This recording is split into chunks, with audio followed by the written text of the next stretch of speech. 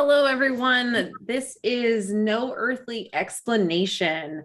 I am Brittany Barbieri with my amazing co-host, Mr. Donald Schmitt. Don, are you here? Well, of course I'm here. I wouldn't be here without you. So we are presenting the premiere, the introduction of a new podcast, but it's going to be unlike everything else you've heard before, which are just typically interview shows presenting one side of any one particular issue. We're going to come at this from every angle, every direction on topics that you didn't even realize we were potentially interested in. And we're going to make it exciting. We're going to take you for a ride. We're going to not just educate and inform you, but we're going to strap you in and you're going to come along with us. We're going to go to remote locations. We're going to do live shows from some of these very historic areas that are noted, are historically renowned for presenting us with some of the biggest mysteries of all time. And hence the very title, the very name of our show, No Earthly Explanation. Yep. Hands down. Now, Don, I mean, I think in a nutshell, most of the listeners will be like, oh my gosh, like I just strapped into a plane and this is amazing, because I think that it's time to break the mold of the idea of what people think is a podcast. And I'm hoping that we will conquer that and hopefully also be the platform where people can feel comfortable to come and ask their questions and know that they're going to get an honest and truth answer that's raw and uncut. You know what I mean? And if we seek out, professional answers from other sources, we will be humble enough to admit that, well, I don't have that answer, but I'll be happy to get that for you. We are well established, well connected in that we can, search out most any answer to whatever the audience would question us about.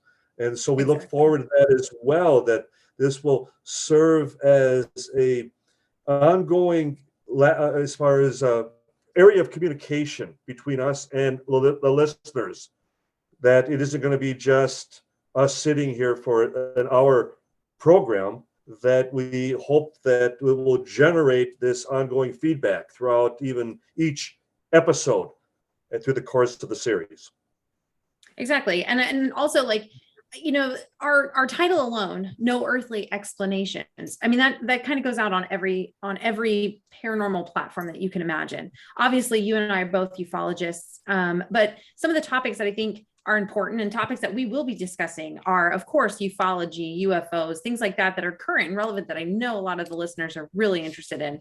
But there are a lot of topics that I don't think a lot of people would even, I think they might be shocked that we actually really like digging into, like, cryptozoology and paranormal and ghosts and time travel and time bending and quantum physics. And I mean, there's a bunch of different things out there that, brings us all to an area in the paranormal that people forget. It's a giant sphere of all these different areas of interest.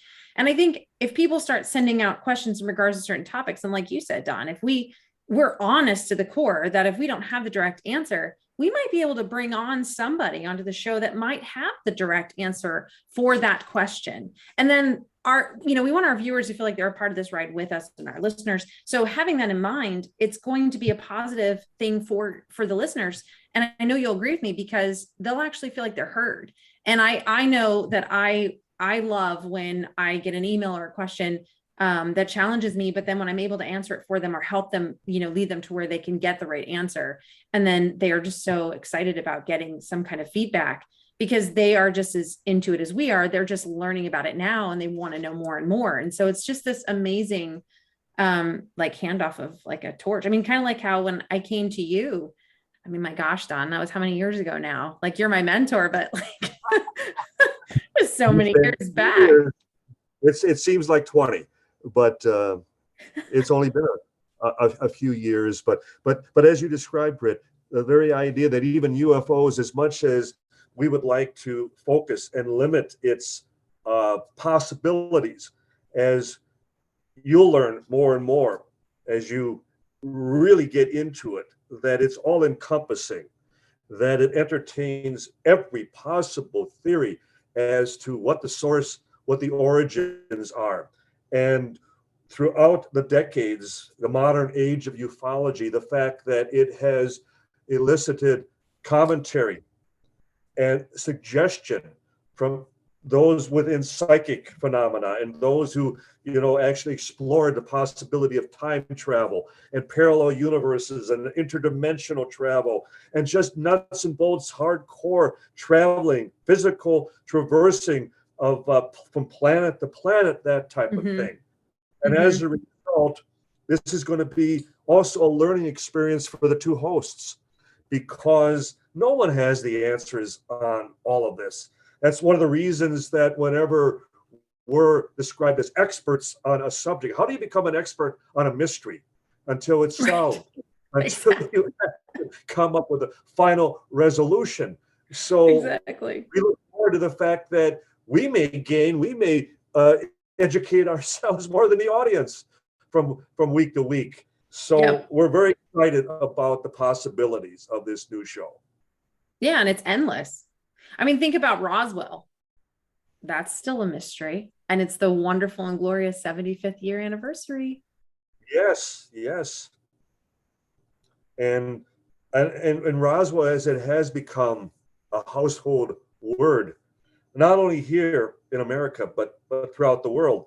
I've had just a wonderful experience of lecturing, from Australia through Japan, through China, throughout all of Europe, even in Russia and South America.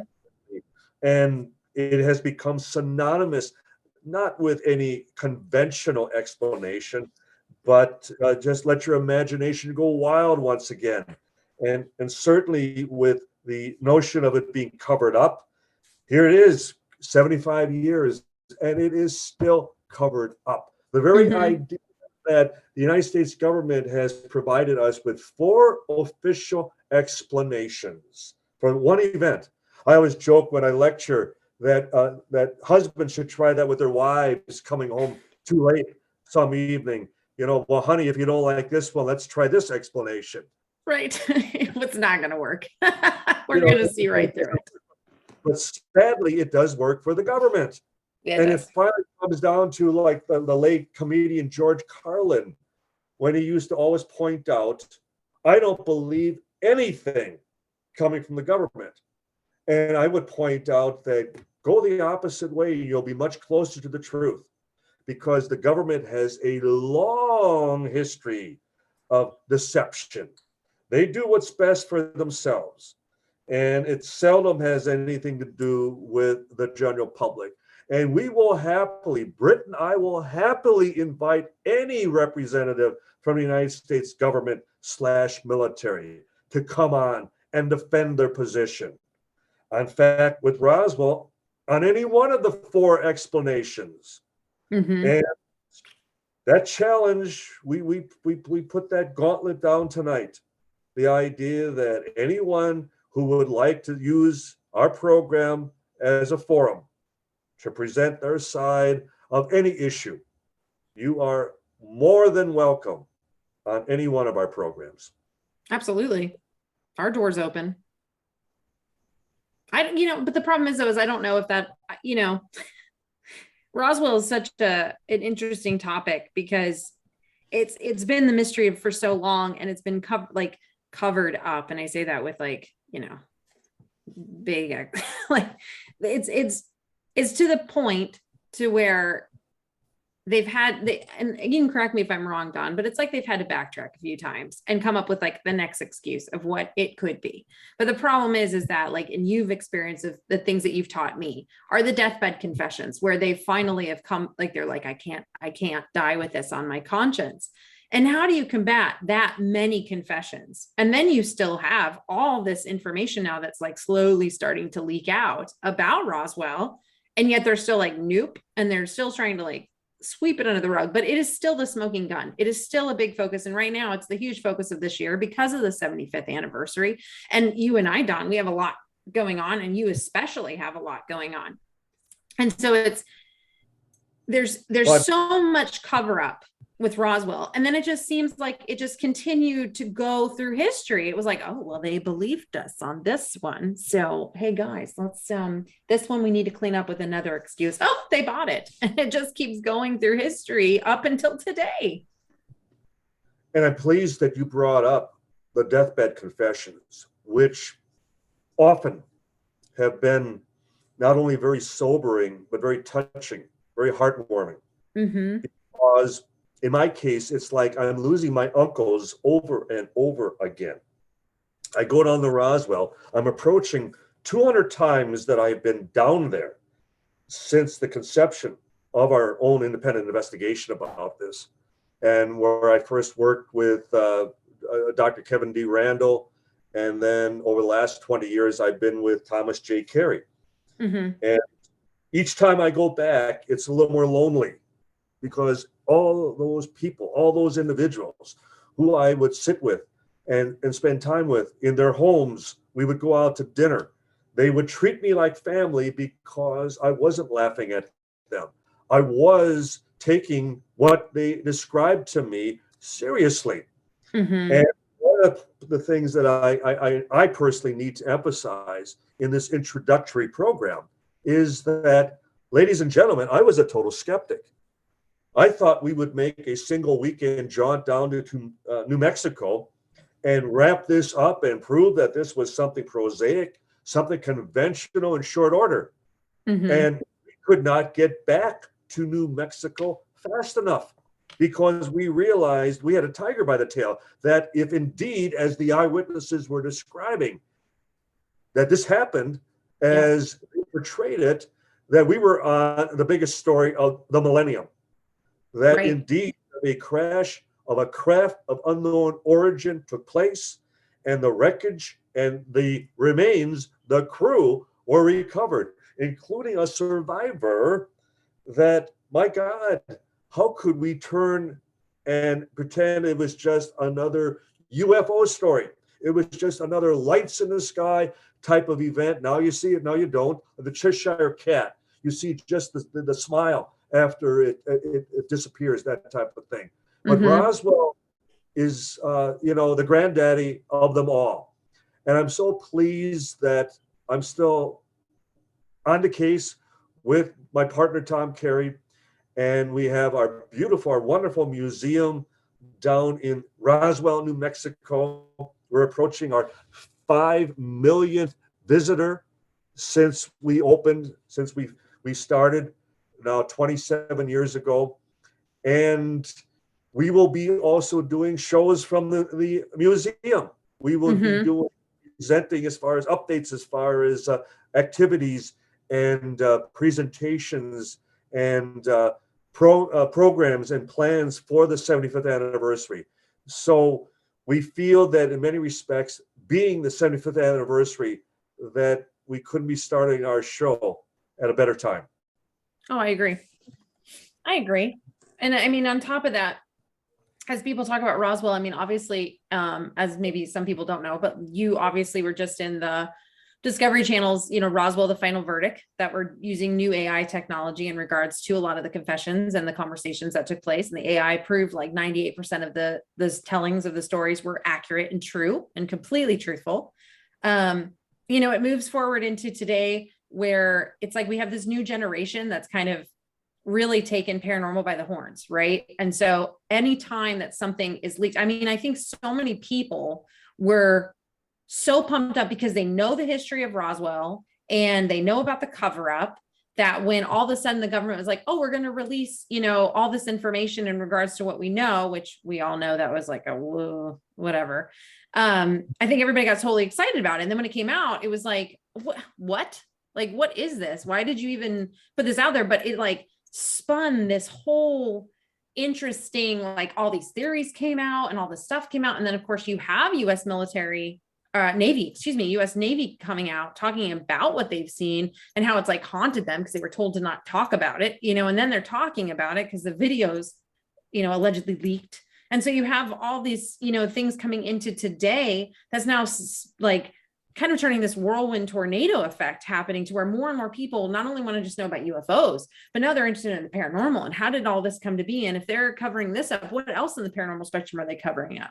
And so now in the, on Instagram and on TikTok and on Twitter and on Facebook, you've got conversations upon conversations of, some of them actually are quite interesting that some younger of the generations are talking about topics that, are from the 60s and case files which is amazing to me because that is something that I heavily want to push, that these important cases that launched everything moving forward into what it is today, even some of Hynek's work that has come forward, it pleases me because there are multiple times when I've been in groups of people where I'll mention, J. Allen Hynek and they're like, huh, who's that? And it's like, oh, what?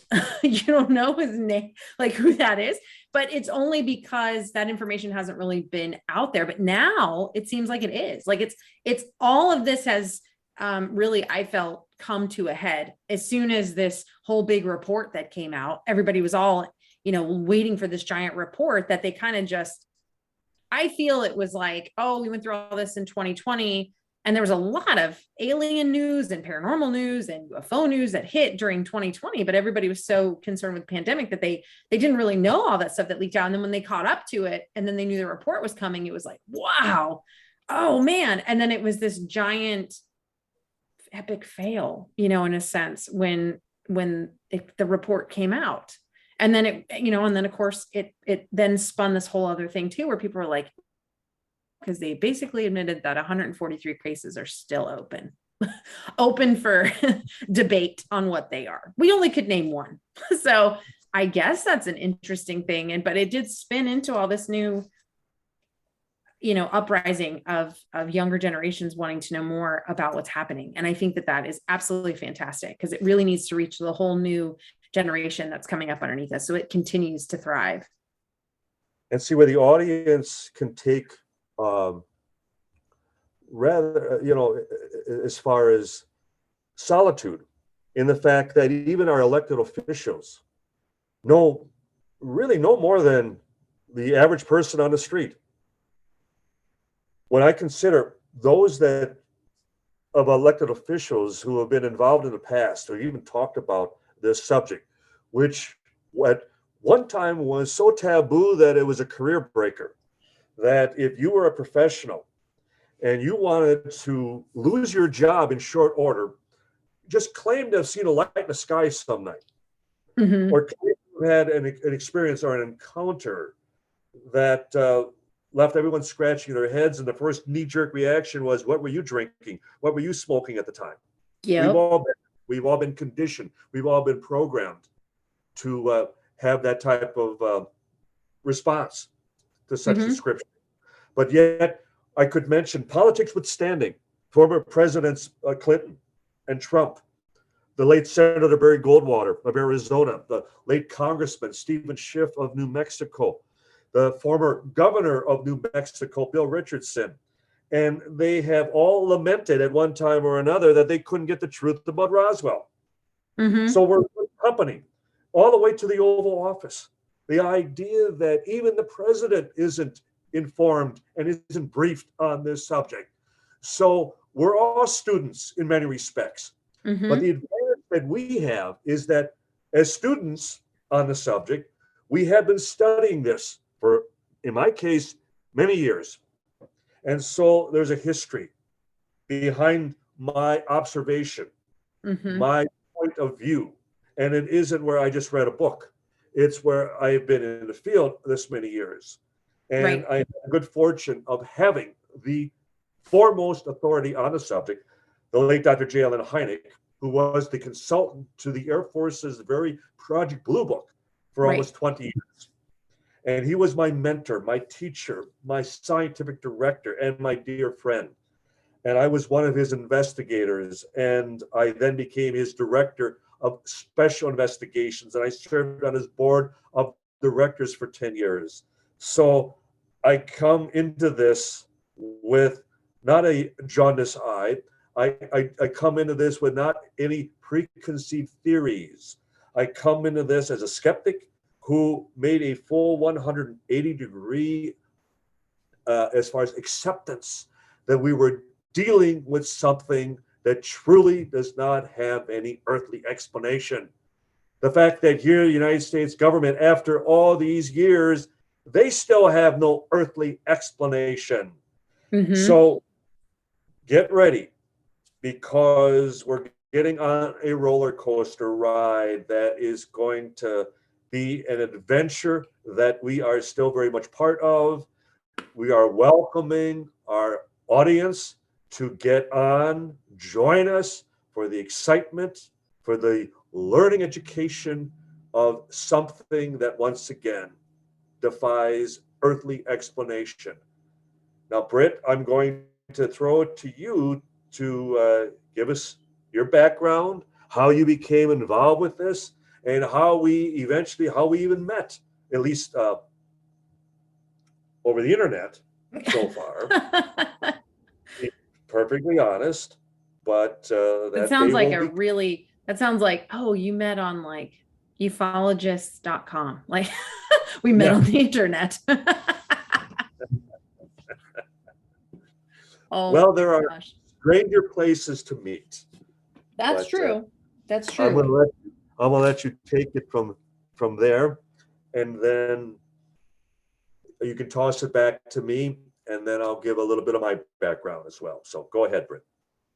Yeah, I mean, Don, you obviously know I was so involved growing up. I grew up in the Rocky Mountains of Colorado, and from a very young experience, always like saw things, and it definitely drove my curiosity, having experience in the woods, feeding the animals. Of course, I still believe that we heard Bigfoot. I know that sounds like a funny topic, but I do believe that my mom and I heard Bigfoot while we were feeding the animals on the ranch. And so, it always spun my interest, and I came from a background of like Celtic and Irish folklore and Irish, lineage and belief. And so all of that always stemmed in our family. And so the paranormal really always hung around. But I remember when I was younger, my mom telling the story about her and her brother were, and I believe they were in Arizona at the time, and they were on the porch kind of looking out, and they actually, they saw what we would consider a UFO. And it stuck with her. And I remember her telling me this story. And so I remember I just always wanted that experience. And my dad and I would sit out in chairs in the front yard sometimes and just look up. Or anytime that my father and I are still together, honestly, we still always look right up in the sky. And I'm always like, what's that? Because I'm always got my eyes up.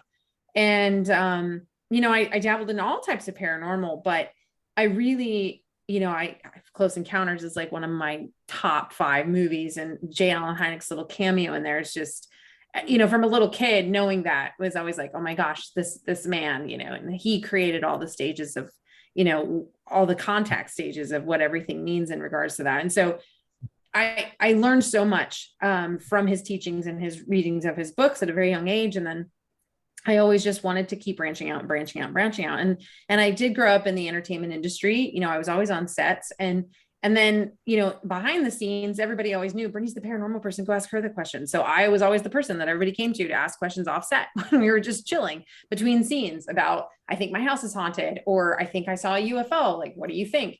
And so it always led me on this crazy path. And I was, just something that I truly had a passion for.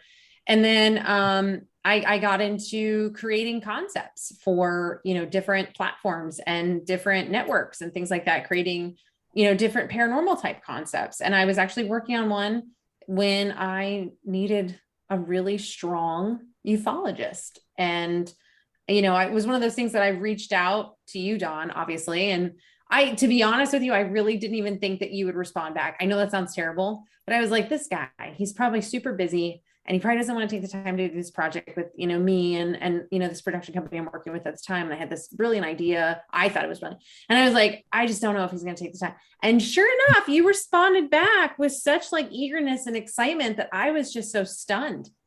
And then, I think for you, it was the same thing for me. It was like, yeah, let's get the passion out. Let's get, the real interest back out there. And when we did that, it was just so cool because then we started talking, like we started talking weekly and then daily. And then, before long, I was asking you all these questions because I was so interested in becoming an actual ufologist. And then it was like, you kind of just started really educating me and pointing me on different books and different, things that I really should read up on. Like, I don't just always read things on the internet, because we all know the internet can be faked.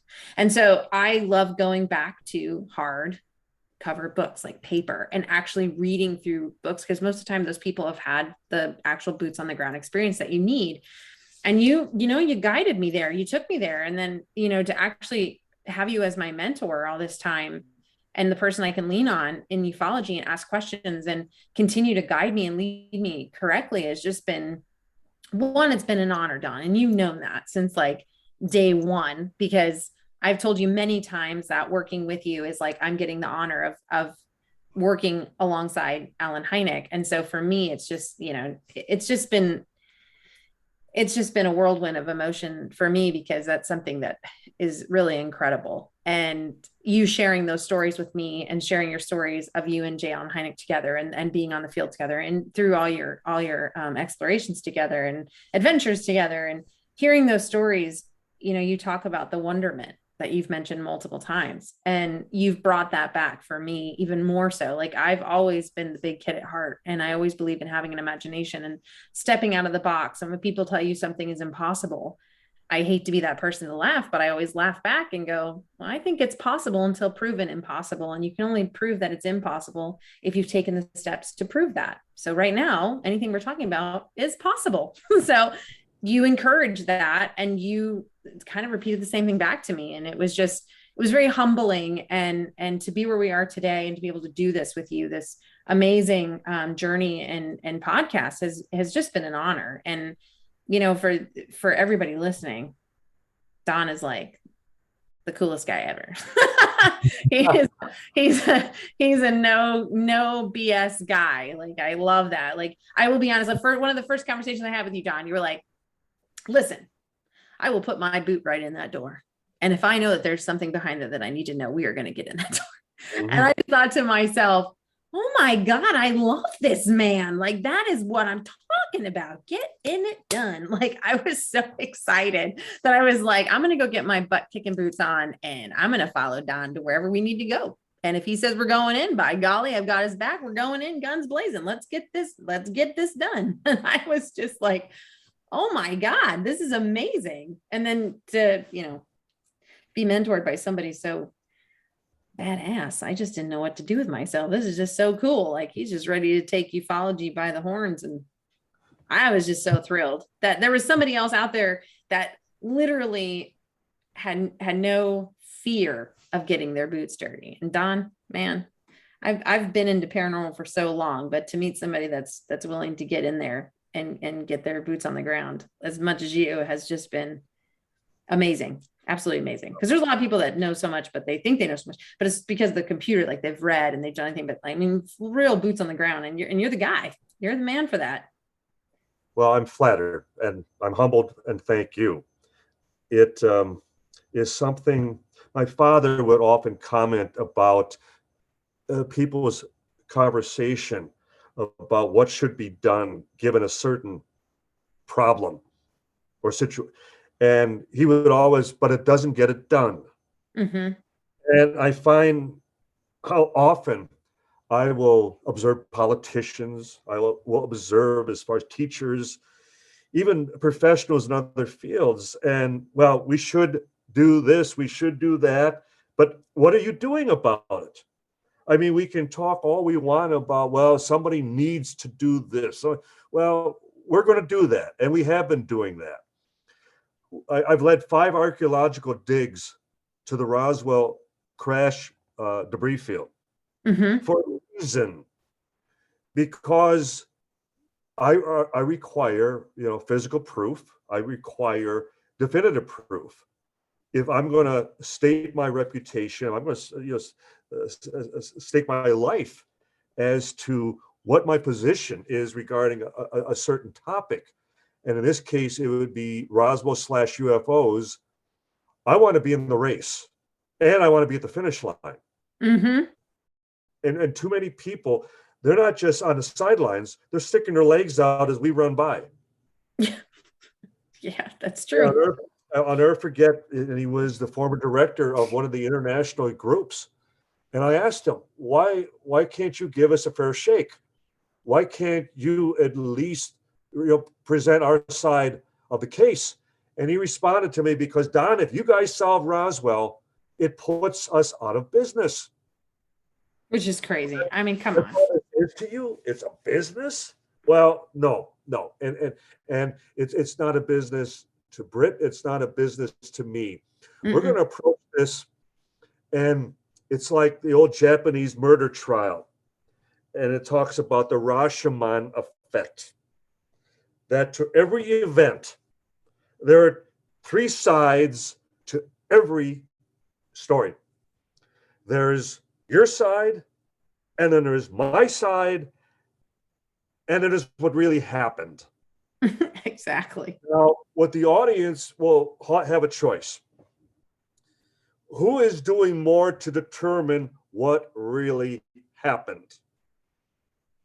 And I would suggest that the skeptics, they sit at the keyboards and they would tell you what happened. Don't doubt me. Don't, don't go anywhere else. I will tell you what happened. I'll tell you what to believe. I'll tell you what you should accept as being the final resolution, the final truth about a given situation. Well, Britt and I are going to find out what really happened. We're going to do all we can to determine what really happened and allow the truth to speak for itself. I mean, Yep. after all, it's always been the sign of a good journalist when they step back from a story and they go, but what if that person was telling the truth? I've just summarily dismissed them because I have my instructions, I have my marching orders of my preconceived position on Exactly. a given event. But what if the witnesses are telling the truth? Exactly. And that's what we're going to be asking every episode of this new podcast. What if the witnesses are telling us the truth as they know it? And they were there, they were involved. We're the Right. observers, but we're also going to be the investigators. We're going to make every effort to determine what actually happened. Now, we only have a few minutes to go. And Yep. so, Britt, if you want to, as far as give out the information, as far as the social media information and the email. Yeah, absolutely. And I just wanted to say too, Don, with that in mind, about getting, basically to the bottom of what really happened. I believe that we're going to be able to do that on a lot of different topics, not just even Roswell. I know that there's so many that you have in your file that I have in my file, and we've discussed so many of those. And I just know that when we actually sit down and do this together, and we bring on who we need to allow them to finally voice their voice and be heard, I think that together, I really think that we can really grab this, head on, and I think it will be left up to the listeners to really. I do want them scratching their head, but I want them to take a moment and just step away from what they've been told is normal or the truth or not the truth, and actually just listen to what these people are saying and what we're saying from these different cases, and just take it, like, strip away everything you think or what you've been told or what anybody's ever told you, and just truly listen to what's being said. Because as you said, Don, these witnesses were there. We were not. They were. So it's important we hear where they're coming from, and then we get to the bottom of it. You know what I mean? I couldn't agree more. Yeah, it's going to be fun. I'm excited. So for those of you that have any interests of cases or any kind of interesting questions that you want to ask Don or myself, you can reach out to us by our email account directly at noearthlyexplanation@gmail.com. You can also find us on social media links like Instagram at No Earthly Explanation, as well as a Facebook page at No Earthly Explanation. And you can reach out again, like via email, and we will be launching our shows bi-weekly. And as we continue to go along the way, we will be updating with what guests we'll be having on, within the coming weeks, and so on and so forth. But we really hope that everybody will continue to come back. And again, this was our first our launch, right? Like to get everybody to listen in and have fun with us. And we're only getting started. You know, this was just a way to reach out and get everybody hyped up and excited. We hope that we did. I hope that you are excited and you want to come back because Don's a hoot. Wait till he gets going. Right, Don? Oh, do I have plans? They may have to hunker in for a while, but me too, though. When we get talking, it's a few hours. And destination unknown. And when we get there, we all will be illuminated. That's right. So with that, we will bid you adieu. We enjoy putting on as far as this first introduction program, but we're going to become not only serious, but we're going to have fun. We're going to combine the two. Program after program, we're going to have guests. We're going to, as you see, even by our own discussion between ourselves, we are bringing a level of passion and enthusiasm that is beyond just putting on a podcast, because we're actually excited about the very mysteries that we're about to unravel, uncover, and in some cases come a little closer to solving. So we enjoy being here this evening, and we look forward to you joining us the next time. Yes, it's going to be fun. I hope they're ready for it. So again, guys, be sure to look for us bi-weekly at all of our social links. And again, if you have anything particular that you'd like us to look into or to discuss, please feel free to email us at noearthlyexplanations@gmail.com. And you can also find us on Instagram and Facebook. And we really look forward to hearing from you. And until next time, Don and I are out of here.